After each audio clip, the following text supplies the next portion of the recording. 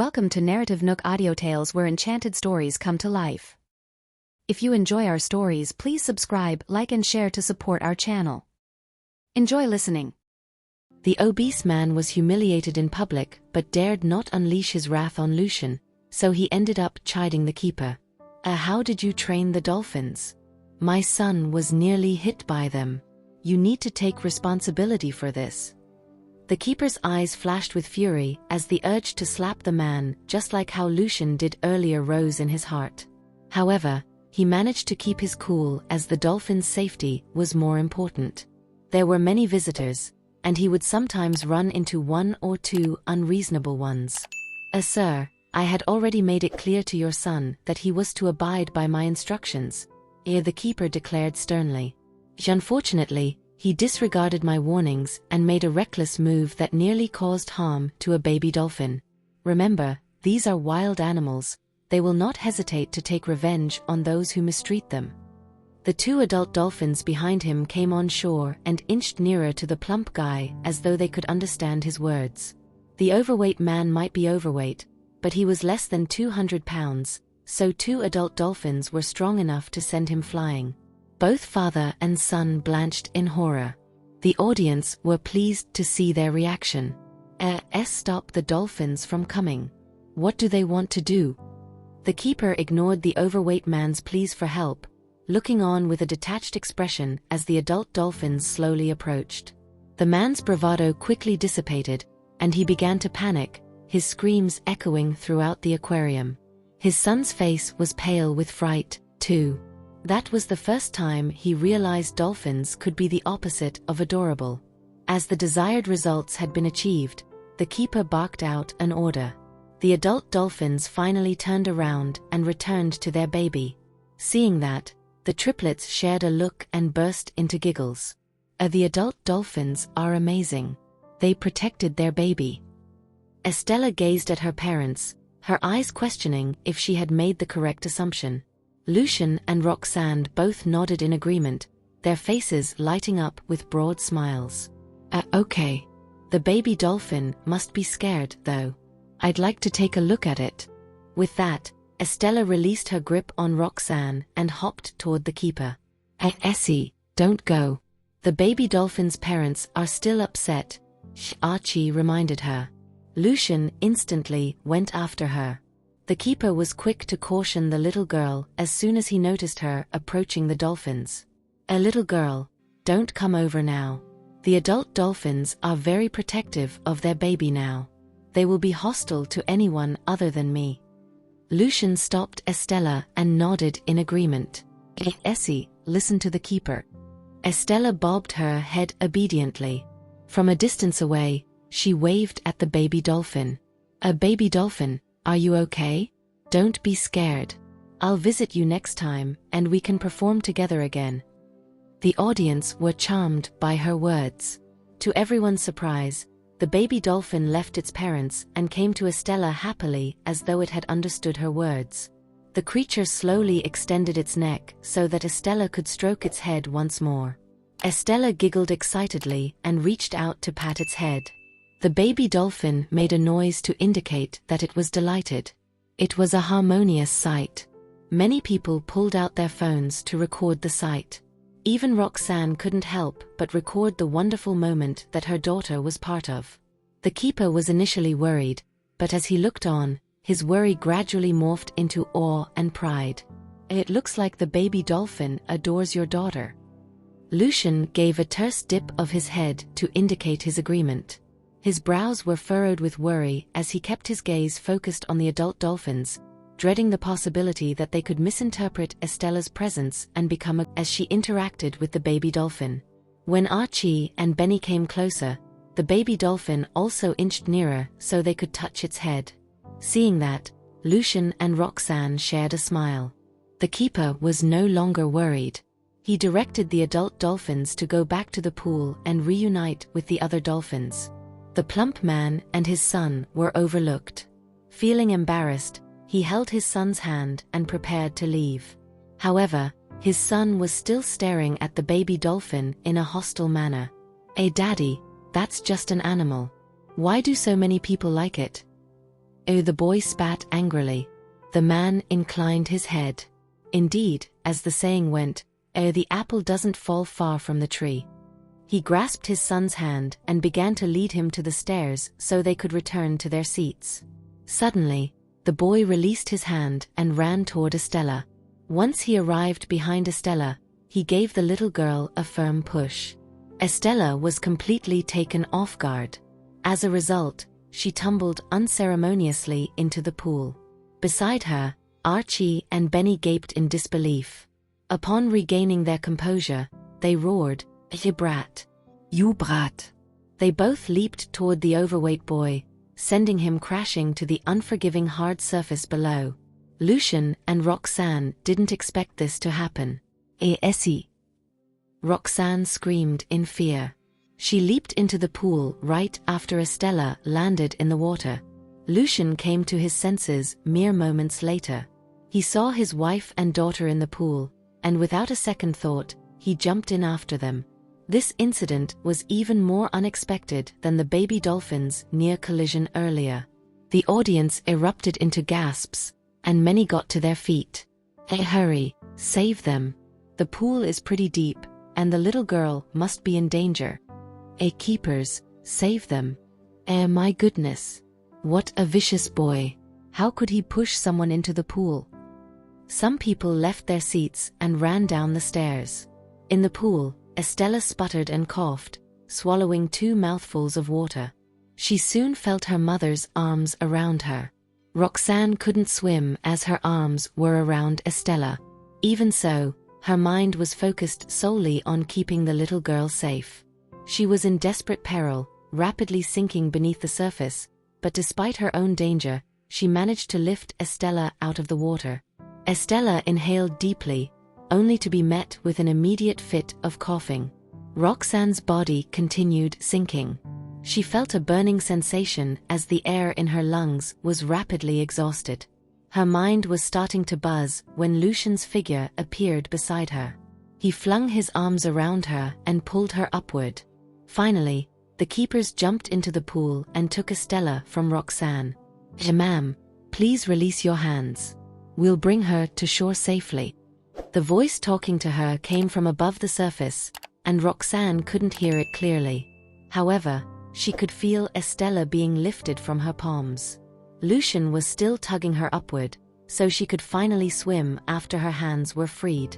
It felt to Roxanne as though an eternity had gone by, but in reality, only 4 seconds had elapsed before her head emerged from the depths of the water. As she gasped for air, she nervously glanced at the shore. The sight of Estella being pulled ashore by many helpful visitors made her relax. Suddenly, she felt something moving behind her. Turning around, she glanced around anxiously. Where is Lucian? Where is he? She demanded. Right then, Lucian's handsome face emerged in front of her. He extended his arms and embraced her tightly, fearful that she would slip back beneath the water's surface without the strength to resurface. After getting ashore, Lucian and Roxanne hurried to Estella to check on her condition. Estella had sipped some water and gradually began to calm down. Daddy, Mommy, I'm fine. When I fell into the pool, the baby dolphin also jumped in after me. I saw that. I'm sure it was trying to save me. Lucian and Roxanne could barely hide their surprise to hear that. She's practically friends with that baby dolphin. Due to the urgency of the situation, they hadn't seen that with their own eyes. They also knew they couldn't rely on others to save their daughter. Did you choke and swallow the pool water? Roxanne asked.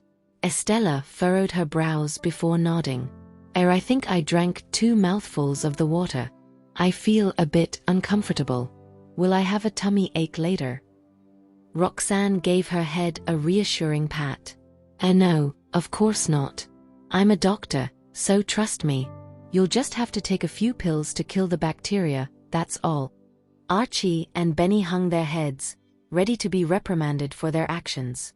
Daddy, Mommy, we're sorry for failing to protect Essie. Lucian got to his knees and hugged them. No, that wasn't your fault. It was a sudden situation, and you did a good job pinning that boy down. Had you not been able to do that, he would have pushed you both, too. If that were to happen, we wouldn't be able to save you all. Roxanne felt bad for them and quickly comforted them. That's right. Archie, Benny, you did nothing wrong. Even if you jumped into the water, you wouldn't be able to save Essie. Saving her is our responsibility as adults. We won't blame you for this. The keepers and visitors gathered to inquire about their well-being. Lucien and Roxanne felt a surge of anger when they recalled who the culprit was. Where is the plump kid? Roxanne demanded. It was the first time in her life that she had ever despised a child this much. Lucien's expression was as dark as thunder. What a ruthless boy. How could he put someone else's life at stake? The overweight man and his son were currently surrounded by an angry crowd, who hurled insults and curses at them. As Lucien and Roxanne approached, the crowd parted. Roxanne immediately discovered that the boy wasn't repentant at all, as there was a smug look in his gaze. Nevertheless, she also noticed that his nose was bleeding. Daddy, Mommy, Benny and I hit him, Archie admitted. To his surprise, Lucien praised him. A good job. Someone like him deserves to be punished. You did the right thing by hitting him. It's fine. The overweight man had no idea his son would cause trouble for him. When he saw Roxanne and Lucien approaching him, he apologized readily. It was completely my son's fault, and I'm sorry for that. Please, let me make it up to you in any way I can. I'm willing to compensate you with any amount you deem necessary. Before he could add more, Lucien delivered a vicious kick to the man, sending him tumbling to the ground. Kompensate? Can you afford to compensate us? Lucien's gaze sent a chill down the man's spine. Roxanne's face hardened as she gritted her teeth and spoke in a tone laced with frost. Look how smug your son is. It's a wonder how you were able to raise such a complete piece of trash. She couldn't control her compensation. Fatty, are you insane? Do you know that this is Mr. Lucien Farwell, the chairman of Farwell Group? How do you intend to compensate him? Fatso, you're in so much trouble today. What an insolent brat you have. You're definitely asking for trouble. Has anyone informed the police yet? I think there will be no need to do that. Just push his son into the pool and let the dolphins have some fun with him. Before Lucien and Roxanne could do anything, the crowd became agitated and was ready to deal with that pair of recalcitrant father and son. When the fat man heard their scolding, he got so frightened that his face turned pale. Glancing at his son, he exploded with anger when he noticed the ignorant expression on the boy. The man then gave his son a few hard smacks on his head. You brat! Are you trying to get me into trouble? Damn it! Who told you to push the girl into the water? Just my luck. Not only did the man scold his son, but he also hit and kicked the boy. The plump child began to howl in pain. Unfortunately, no one took pity and felt sorry for the boy. Some people even egged the father on and told him to hit harder. After all, the child needed to be taught a lesson. Just then, a very guilty-looking keeper walked up to Lucien and Roxanne. The keeper then apologized. Sir, madam, I'm genuinely very sorry. I was the one who invited your children to the performance. That's how everyone got into trouble. This is our fault. How can we make it up to you? Roxanne shook her head. This isn't your fault. It's all because of this man and his son. Since you have already called the police, we'll let them handle this matter. She then tugged at Lucien and whispered, if the police handle it, they will probably ask them to apologize to us and offer a little compensation. That child is underage, after all. But I just can't let it go like that. That's right. We can't just let them off so easily, uttered Lucien coldly. Soon, the police showed up. They looked through the surveillance cameras and figured out the happenings. Both the father and son were taken away by the police. Lucien and Roxanne took the children and prepared to head to the police station as well to help with the investigation. Just as Roxanne had anticipated, An incident that involved children's bad behavior would not end up well. However, Lucian gave Caden a phone call when they were outside the police station. He then took Roxanne and the children back to the hotel so that they could shower and have a change of clothes. Lucian and Roxanne waited till the police called them before they went to the station. Mr. Farwell, Miss Jarvis, I don't think you will be happy with the outcome of our investigation. However, we have tried our best to exact the maximum punishment. Mr. Cross will have to pay you $30,000 as compensation, and his son will have to apologize to you in person. At the same time, we will also inform the boys' school and conduct further investigation. The police must be worried about the kind of actions that Lucian would take to trigger public opinion on the matter. As such, they had meted the maximum punishment they could on both the man and his son. Lucian quickly signed on the mediation documents. Darling, I won't let them off so easily, assured Lucian as he looked at Roxanne. She nodded in agreement, and an idea popped up in her head. The two of them returned to the hotel and saw that the children were playing. Estella was still talking about the baby dolphin. It seemed that she had completely forgotten about the incident where she fell into the water. Thankfully, she was still too young to remember the incident. Therefore, it did not cause her any trauma. Roxanne immediately gave Linda a call and asked her to bring some antibiotics over. Just then, the doorbell rang, and they could hear the overweight man's voice outside the door. He sounded. Both Lucian and Roxanne had no intention of opening the door. Outside, Felix kept on calling out for them. He sounded more and more sincere each time, and the fear in him was increasing rapidly. Felix glared at his son before giving him one hard one on the boy's head. Ouch! Dad, why are you hitting me?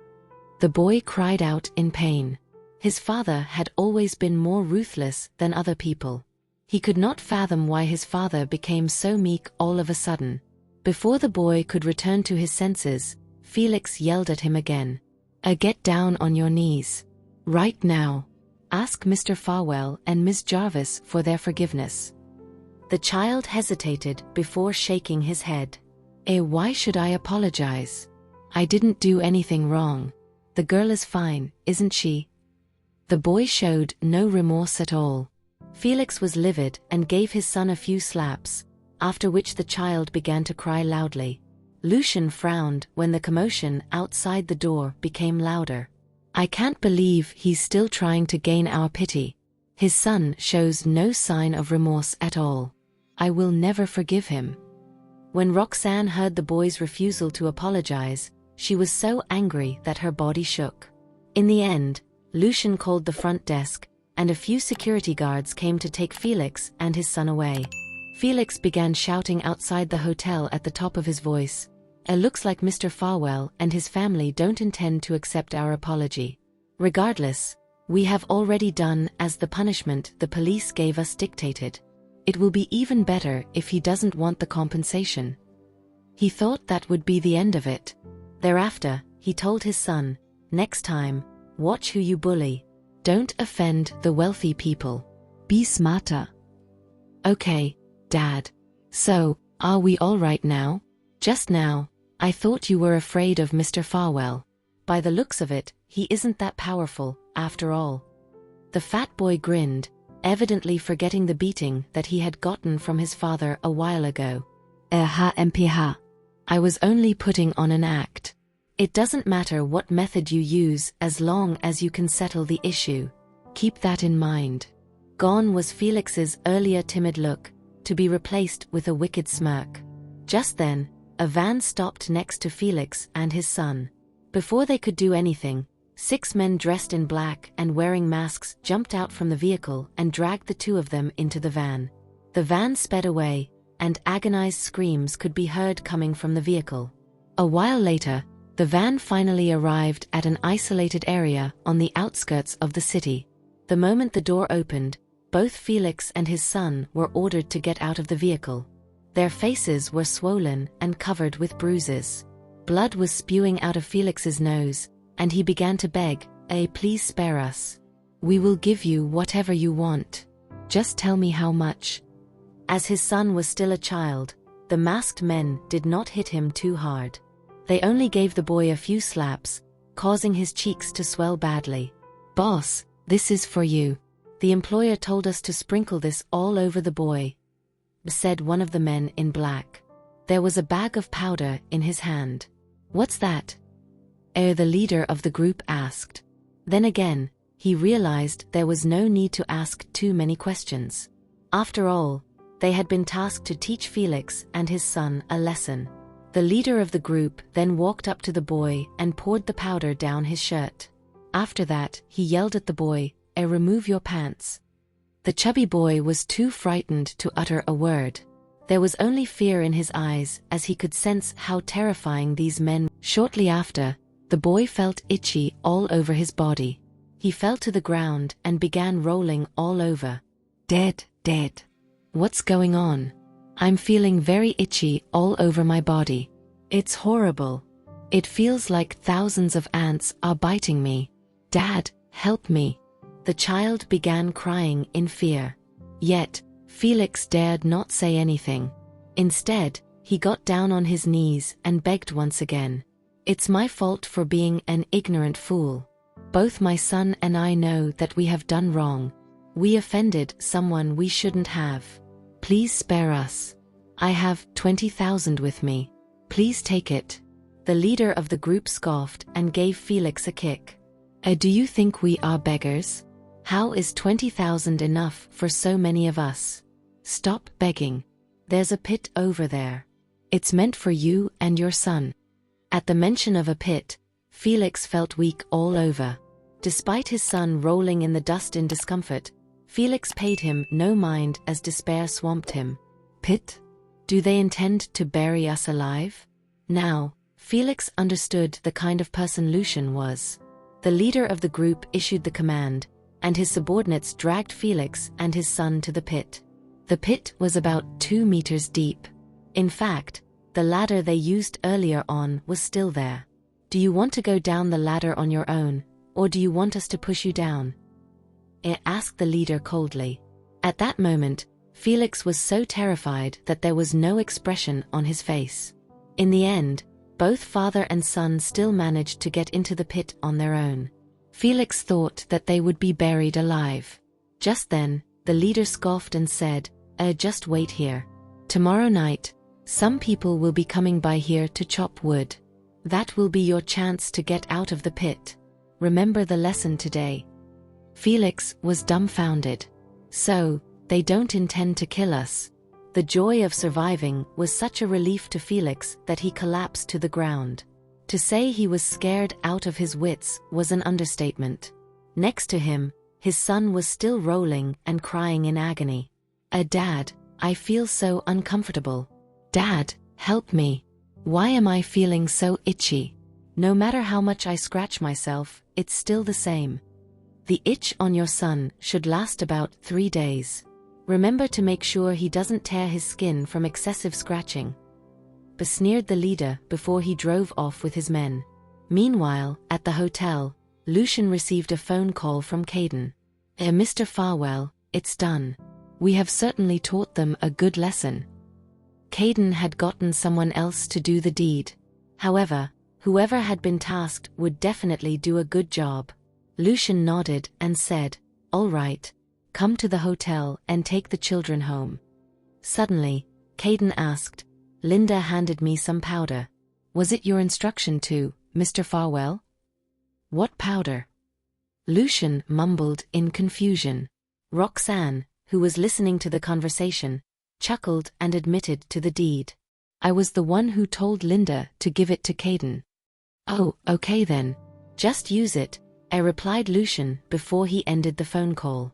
With how furious Roxanne is this time around, that powder must have a horrible effect.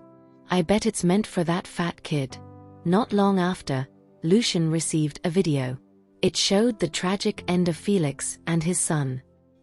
That night at the mansion, Roxanne had just finished giving the children their baths. Once she was done telling them their bedtime stories, she went down to the first floor. Lucian was still busy working downstairs. There were some things that even Caden could not handle, such as a client from Epia who suddenly had lots of questions. By the looks of it, the client might even want to cancel their collaboration. No matter how much Caden tried to calm the client down, it was futile. Hence, Lucian had no choice but to handle the client himself. To make matters worse, the client refused to answer any of his phone calls, so he could only communicate with the client via email. Roxanne was about to remind Lucian to take a rest when she noticed that his face was flushed.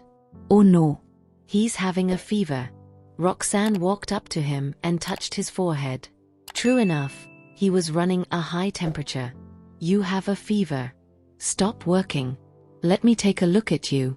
He was still typing, so Roxanne stopped him. Really? No wonder I'm feeling hot. Lucian did not seem bothered by his high temperature and appeared indifferent. Roxanne, on the other hand, was worried. Let me check your temperature right now. Drink some water first. Why aren't you sweating? She took a look at the thermometer and saw that his temperature was 38.5 degrees Celsius. He was running a high fever. If he had been a child, he would have been in terrible shape. Enough. Stop working. You must have caught a cold at the oceanarium. Did you swallow any water when you dived into the pool? Asked Roxanne. When she saw that Lucian had sent the email, she shut the laptop.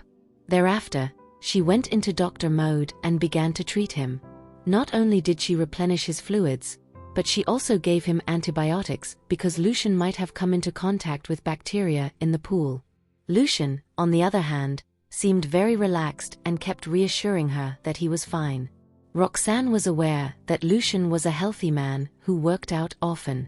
Unfortunately, once people like Lucian had a bacterial infection and fell ill, it was a serious matter. True enough, Lucian's temperature raised to 39 degrees Celsius in a short while. That scared Roxanne to death. Lucian's body felt like an oven to her. He followed her instructions and took the medicine and drank lots of water. At last, he began to lose his focus and feel exhausted. Let me take you back to the room. Tonight, I will have to watch your temperature. It's too high and we have no fever medicine at home. Roxanne picked up the phone and got Caden to buy some medicine. It was the first time Lucian became a patient and experienced being cared for. However, due to his high fever, his head felt heavy, and he started to feel dizzy. Soon, Caden arrived with the medicine. Roxanne woke Lucian up and said, "Wake up and take this medicine. Are you a little dazed when your eyes come in contact with the lights?" Lucian woke up, took the fever medicine, and nodded weakly. "Okay. Don't worry about it. Go on and sleep. I'll be here. Nothing will happen. Your temperature will return to normal very soon." Roxanne spoke very gently before she reached out and held Lucian's hand, which was still very hot. All the while, she did not let go of his hand. At the same time, she would check his temperature with her left hand every now and then. The medicine worked very quickly. After 10 minutes, sweat started to appear on Lucian's forehead and even on his palms. In fact, he was perspiring all over his body. However, Roxanne dared not let her guard down. Lowering his temperature was only that night, Lucian's high fever turned out just as Roxanne expected. His temperature dropped, increased, and dropped again. When it was near dawn, his temperature reached 38.7 degrees Celsius. Fever reducers could only be consumed every 6 hours. Seeing the time was not up, Roxanne quickly switched to a physical method. She wiped Lucian down repeatedly for over an hour. Only then did the temperature reduce. Lucian was half conscious the entire time. Although his complexion returned to normal, his lips were still pale, and he looked exhausted. "Thank you, darling," Lucian murmured with a dazed look in his eyes. Immediately after that, he fell back into a deep sleep. Roxanne realized something was not right. After all, fevers were usually not that serious. She fetched a blood collection tube, quickly collected 2 tubes of blood, and called Caden to take care of Lucian. Caden was still fighting to open his eyes when he arrived. The moment he heard Lucian was sick, the former no longer felt sleepy.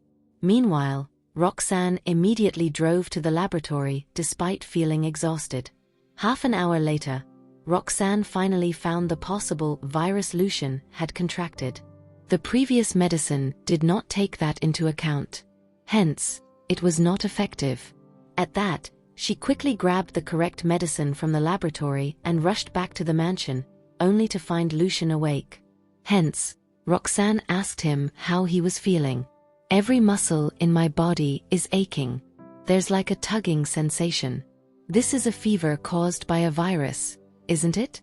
Darling, did you stay up all night? I'll be fine. You don't need to work so hard.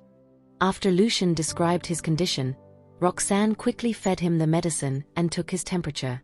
When he saw her frazzled face and slightly swollen eyes, he reached out and caressed her face with a smile. Roxanne held his hand and smiled reassuringly. Yeah, I'm fine.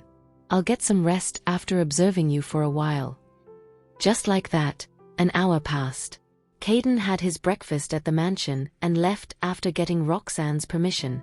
Lucian looked more relieved, and his temperature was under control. The only problem was that he was still weak. He fell sick instantly, yet it took him ages to recover. Then again, his immune system had fought a serious battle with the virus. Naturally, some normal cells were affected. A slow recovery rate was to be expected. Finally, Roxanne gave in to Lucian's constant urges and went to sleep. Before sleeping, Roxanne reminded, "Let's quarantine ourselves from the kids when they wake up in case they get infected." Giving her a nod, Lucian washed up and had his breakfast. Not long after Roxanne dozed off, Sonia arrived. As she stepped into the living room, she spotted a pale-looking Lucian. Hence, she asked worriedly, "Lucian, how are you feeling? The butler told me you had a fever."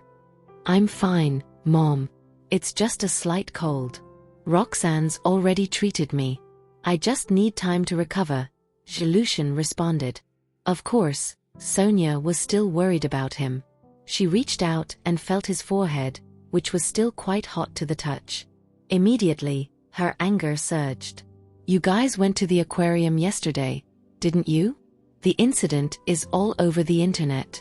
Did you catch a cold during the incident?" "I think so. Headaches and high body temperatures are inevitable. Look, I'm fine, aren't I? It's a test of immunity, anyway." Lucian brushed the matter off. However, Sonia would not let it slide so easily. "How can you say you're fine?" Lucian immediately frowned and glared at his mother. "Mom, it's an accident. What are you talking about?" Yes, it's an accident, but you guys are being too careless. How could you simply let your child perform on stage with animals? That's so dangerous. All I can say is that Roxanne's not being meticulous enough." Realizing Sonia was placing all the blame on Roxanne, Lucian fumed. "Mom, are you here to see me or make accusations? If you keep doing this in the future, you might as well not come here." Sonia was rendered speechless.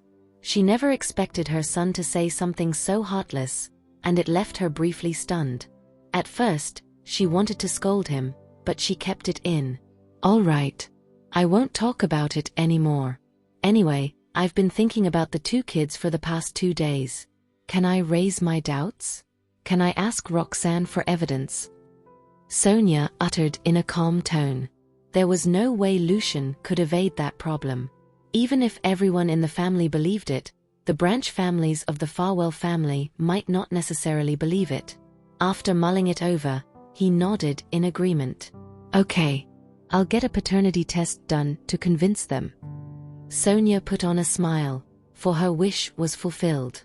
She did not believe the kids were Lucian's.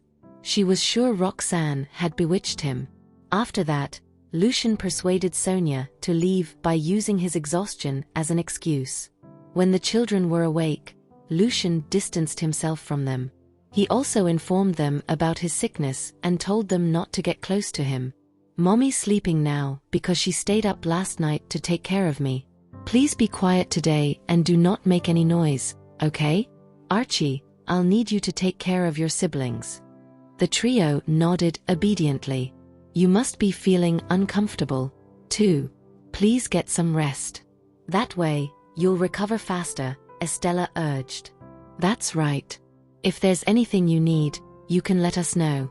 We can help take care of you as well, said Archie and Benny.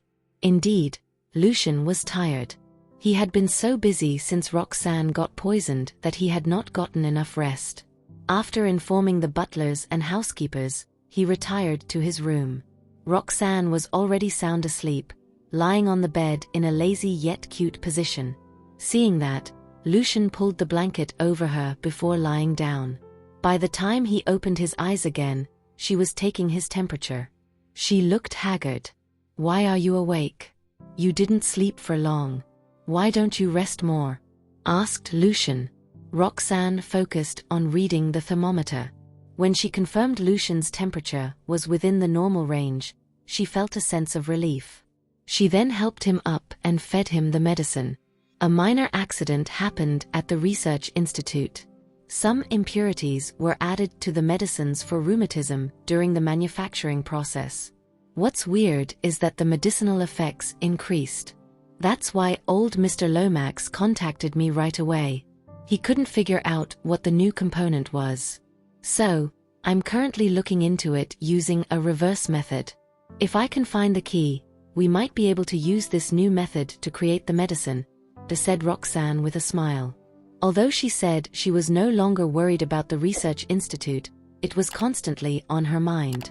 After all, being able to develop one more drug meant that more patients would be free of their suffering. Lucian nodded in response. Recalling his mother's request, he asked, "My mom still doesn't believe it. So?" When Lucian heard her straightforward reply, he pondered deeply. Worried she might be angry, he explained, I don't think there's a need for it, but my mom's exceptionally stubborn. You can choose not to do the test if you find it offensive." While he was saying that, he looked like a frightened child who had made a mistake. Roxanne could not help but smile, for it amused her. "It's nothing. I just need to collect things like hair and run a test. It doesn't harm the kids, so there's no reason for me to object. Besides, if I object, I'll only be perceived as feeling guilty." It was not the time to be concerned about her dignity.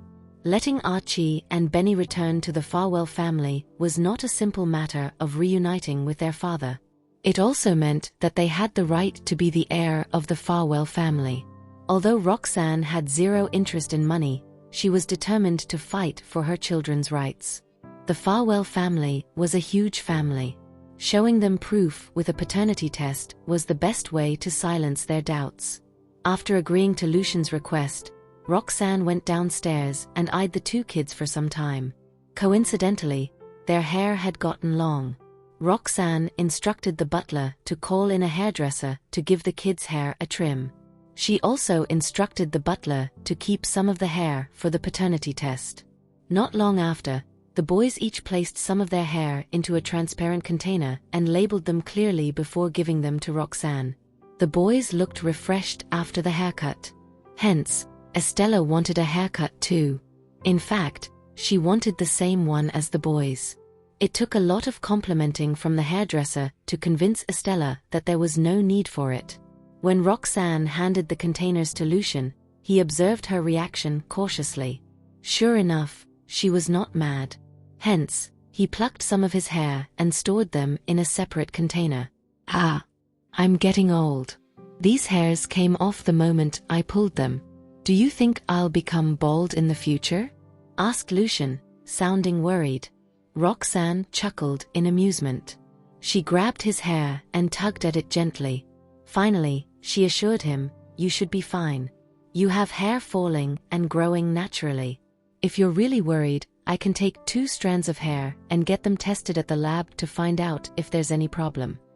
Her serious expression made Lucian realize she was not joking. Thus, he nodded and plucked out 2 strands of hair for her. Roxanne carefully wrapped them up in a piece of tissue to get them tested at the research institute. It did not take long for the hair samples to be delivered to the Farwell main residence by Caden. In fact, Sonia never expected Lucian to get things done so quickly after agreeing to her request. She quickly contacted a medical testing company bought over by Farwell Group to get someone to run paternity tests on the hair. Meanwhile, Elias smoked a couple of cigarettes without saying anything the entire time. "You're just too impatient. Even if you didn't bring it up, Lucian would definitely do it. You're only making him upset by doing this," remarked Elias. However, Sonia struggled to contain her anger. The paternity test is going to be done sooner or later. So what if I become the evil mother-in-law? Roxanne doesn't even see me as an elder, anyway. She's already moved in with Lucian, but she never paid us a visit here. Clearly, she doesn't respect us, responded Sonia angrily. Thank you for listening. If you have enjoyed this story, please like and share so others can see it too.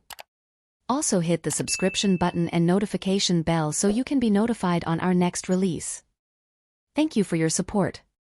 God bless you.